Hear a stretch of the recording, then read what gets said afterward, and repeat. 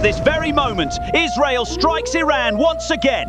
Explosions echo as Israeli warplanes hit the very heart of Iranian territory, targeting new nuclear facilities the regime tried to hide.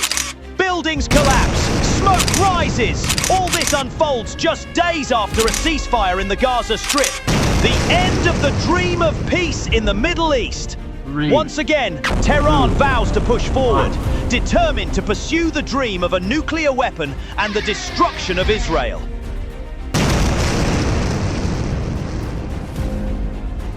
Could these be the headlines we will hear in the coming days? Could this be the prophetic future the Bible has already written for these nations?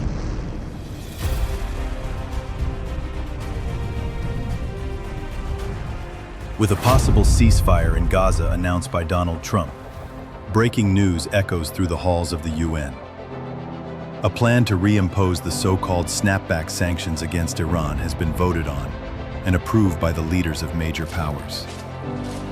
The world accuses Tehran of defying nuclear agreements, while the US and Europe press for punishment.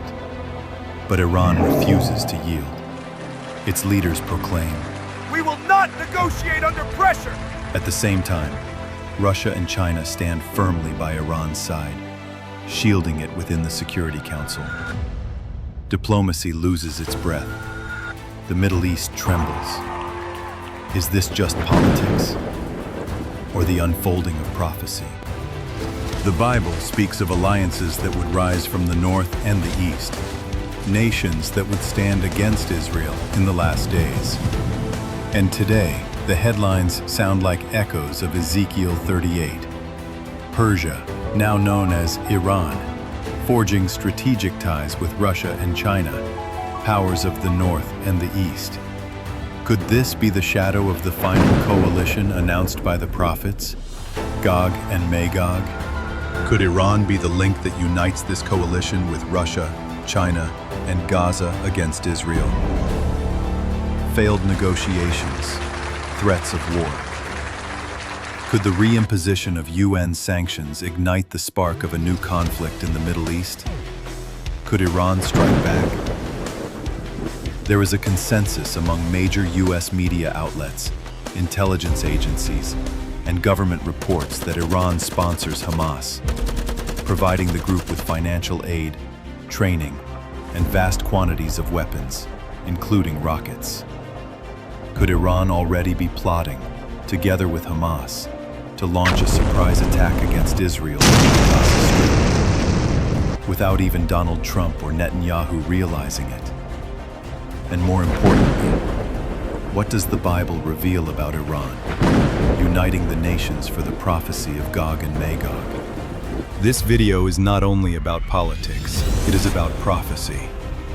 The name of Iran, hidden under its ancient identity, Persia, appears from Genesis to Revelation. A nation used, at times, as God's instrument of redemption, and at others, as an agent of judgment.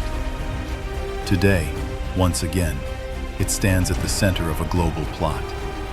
Could Iran be the spark of a new war, or a key in God's prophetic timeline? Join us in this journey, where the headlines of today meet the prophecies written thousands of years ago. A path through history, war, and redemption. And the question that remains, is Iran only a threat, or also a promise in God's eternal plan? Where does the Messiah, Jesus Christ, fit into all of this? Stay until the end and discover what the scriptures reveal about Gaza, Israel, Iran, Russia, China, and the end times. Could we already be watching the beginning of the prophetic countdown? A storm is rising in the Middle East. Diplomacy trembles, nations take sides, and prophecy seems to unfold before our eyes. But beyond sanctions and threats, there is a deeper story, one written by the hand of God Himself. This is the journey we'll walk through in the next video, from today's headlines to the pages of prophecy, from political tension to eternal promises. Tap the video up here on your screen and keep watching. The next chapter is already waiting for you.